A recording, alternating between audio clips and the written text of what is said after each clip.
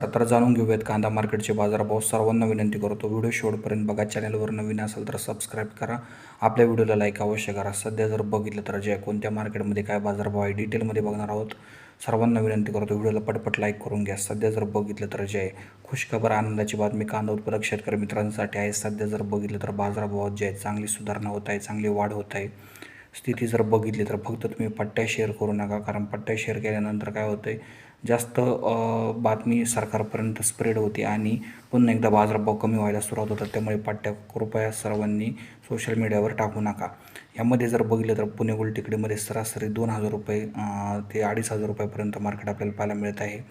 चांगल्या क्वालिटीच्या कांद्याला जवळपास 3,000 रुपयापर्यंत 3,500 रुपयापर्यंत मार्केट पाहायला मिळत आहे.